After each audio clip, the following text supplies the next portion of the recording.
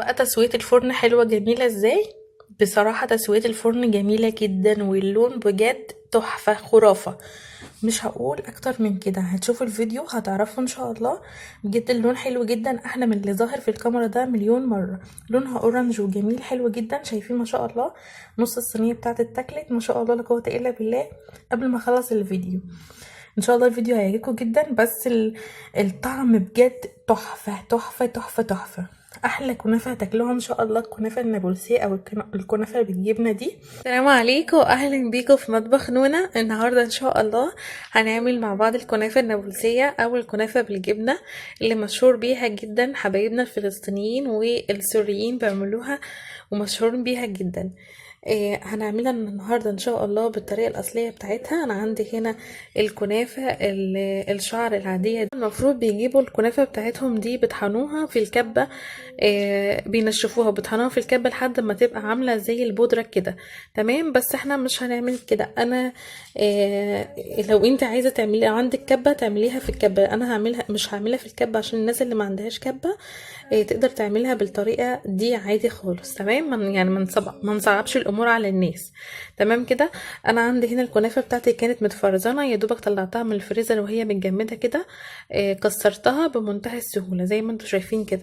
دلوقتي بقى عندنا ايه السمنة بتاعتنا دي، حوالي معلقتين كبار من السمنة، شوية من لون الزعفران، او هتجيبي لو ما عندكيش لون زعفران هي المفروض تتعمل بلون غروب الشمس، ولون غروب الشمس ده بيبقى لون اورنج كده موجود عند كل العطارين. هناخد سنة كده من طرف معلقة بس من لون الزعفران، هو لونه برضو اورنج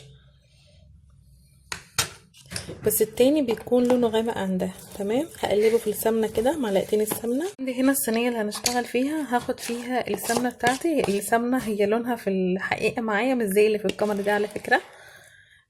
هاخدها في ارضيه الصينيه كده. تمام، والمعلقه هفردها كويس، لان السمنه دي هي اللي هتدي اللون لطبقه الكنافه بتاعتنا.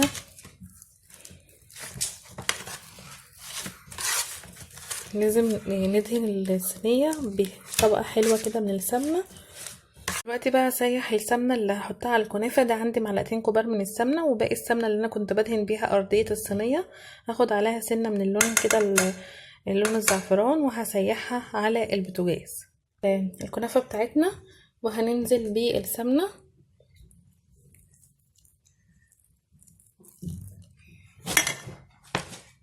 بس تاخدوا بالكم بس عشان لو السمنه سخنه طبعا.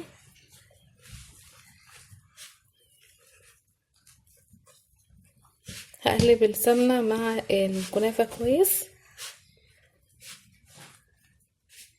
لازم مفتفتها بايدي بقى عشان ايه الكنافه تتشبع بالسمنه. بسم الله. ننزل بالكنافه بتاعتنا اللي دوبنا معاها السمنه. بسم الله.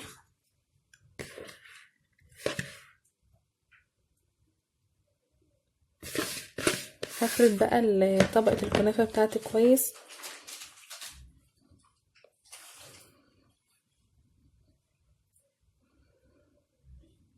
هفردها كويس وبعد كده هنضغطها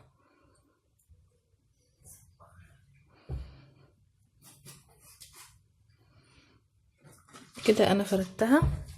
بعد كده بقى هنضغطها بايدينا كده او بصينيه اصغر من الصينيه اللي انتي بتشتغلي فيها. هنا بقى ضغطت الكنافه بتاعتي زي ما انتوا شايفين كده. دلوقتي بقى عندي حوالي 300 جرام من الجبنه الموتزاريلا او الجبنه العكاوي. هي اصل الكنافه النابلسيه بتتعمل بالجبنه العكاوي، بس الجبنه العكاوي مش متوفره في كل البلاد او مش متوفره عند كل الناس، فهنستبدلها بالجبنه الموتزاريلا. هتدي نفس المطه بتاع الجبنه العكاوي. اللي هو هتستخدمي الجبنه العكاوي متوفره عندك هتجيبيها بتغسلي فيها كتير عشان بيبقى فيها ملح كتير، تقعدي تغيري عليها من 5 ل6 مرات عشان بيبقى فيها ملح كتير قوي. تمام، تغيري عليها المية من 5 ل6 مرات عشان الملح زي ما قلت لكم بيكون ملح جدا. دلوقتي بقى هنجيب الجبنه الموتزاريلا دي حوالي من 250 ل 300 جرام. انا بس مكتره الجبنه شويه، وممكن تكتروا اكتر من كده، وممكن كمان لو حابين تضيفوا نوع جبنه تاني معاها عشان الطعم، لان الجبنه الموتزاريلا زي ما احنا عارفين مش بيبقى لها طعم. الطعم بتاعها مش قوي يعني، هي فيها مطة بس لكن ملهاش طعم قوي. تمام. فلو انتوا حابين تضيفي نوع جبنة كمان معاها مفيش مشكلة عشان الطعم. هفردها بس كده زي ما انتوا شايفين كده على الكنافة، بس حاول ما اجيبهاش على الطروف عشان ما تلزقش في الطروف وتتحروق معانا، ولما نيجي نقلبها تبقى لازقة في الاطراف بتاعة الكنافة. تمام. انا كده فردتها، هظبط بس الطروف بتاعتي كده بس كده. دلوقتي بقى قدامنا خيارين للتسوية، يا اما تسويها في الفرن يا اما تسويها على عين البوتاجاز، واصل تسويتها بيكون على سطح البوتاجاز ما بيكونش في الفرن. انا هسويها على سطح البوتاجاز. تمام كده. هحط الصينية بتاعتي على سطح البوتاجاز، بس يفضل لو انتي عندك شياطة تحطيها تحت الصينية بتاعتك. هتفضلي بقى حطها على البوتاجاز. هقولكوا بس على طريقة التسوية عشان تبقوا عارفين بالظبط. هتحط الصينية بتاعتك وتحتها الشياطة، هتعمل تسيبيها كل دقيقة كده، هتقعدي تديري فيها تلفي فيها كده لمدة مثلا ربع ساعة او على حسب ما تتحمر معاكي. اول ما تلاقي الحروف بتاعتك من هنا اخدت اللون الذهبي وفصلت عن الصينية، يعني كشت عن الصينية كده شوية، تعرفي ان هي اتحمرت واستوت معاكي كويس. هتروحي رافعاها من على البوتاجاز ونشوف شكلها ان شاء الله بعد ما تتحمر معانا هيبقى شكلها عامل ازاي. لو مش عايزه تعمليها على البوتاجاز فممكن تعمليها في الفرن عادي خالص وبنفس الطريقه. دلوقتي بقى هنحضر العسل بتاعنا او الشربات بتاع الكنافة. شربات الكنافة بيكون تقيل بارد، ما يكونش سخن ولا يكون بارد قوي، يكون دافي كده. تمام. ده عسل كان عندي في التلاجة، انا كنت عاملاه من قبل كده محضراه عشان الحلويات يعني.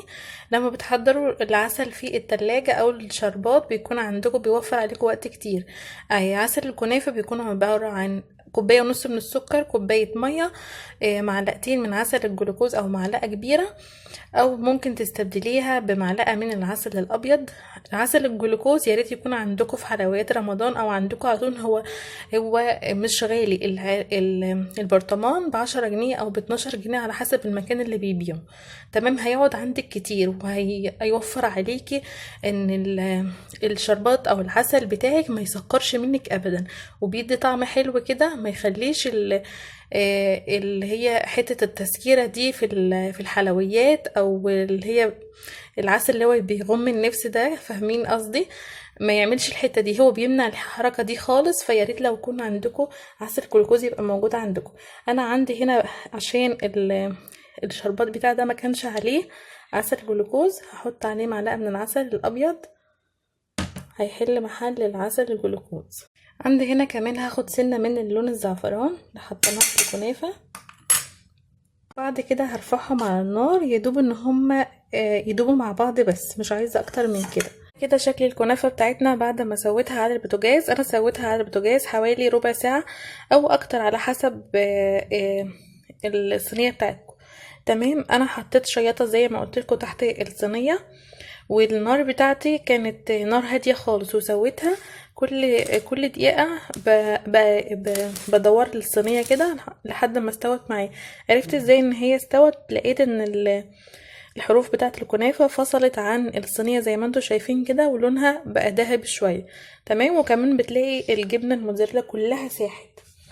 هي الجبنة الموتزاريلا الصراحة يعني هي مش حلوة، مش بتمط، لان انا جربتها قبل كده في البيتزا فما كانش فيها مطة خالص، فدي حاجة انا متأكدة منها. فدلوقتي بقى هحطها على صينية وهقلبها. ده كده شكل الكنافة بتاعتنا بعد ما قلبتها زي ما انتوا شايفين كده، وده كده اللون بتاعها، لونها اورنج كده، احلى من اللون اللي هو في الكاميرا. دلوقتي بقى هنحط العسل بتاعنا اللي احنا دوبنا معاه اللون، هو لسه يدوب دافي كده. نحط العسل كده. العسل بقى على حسب ما تحبي تكتريه او تقلليه زي ما انت عايزه. انا هحط العسل كده، لو انت حابه تحط مكسرات على العسل من فوق، اي نوع مكسرات مجروشه كده من فوق، ممكن تحط سوداني، ممكن تحط فستق او الفستق الكداب اللي احنا عملناه مع بعض قبل كده، يعني زي ما تحبي.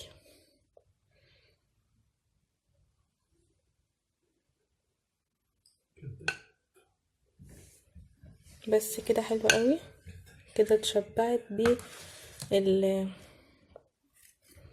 بالعسل بتاعنا. شايفين ما شاء الله لونها جميل ازاي.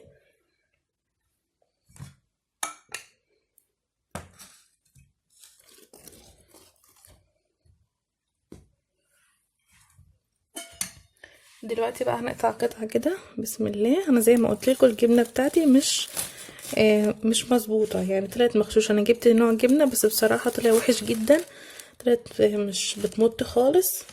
جربتها انا قبل كده في البيتزا فطلعت ما بتمطش، فانا مضطره ان انا استخدمها لحد الاخر، يعني مش هرميها.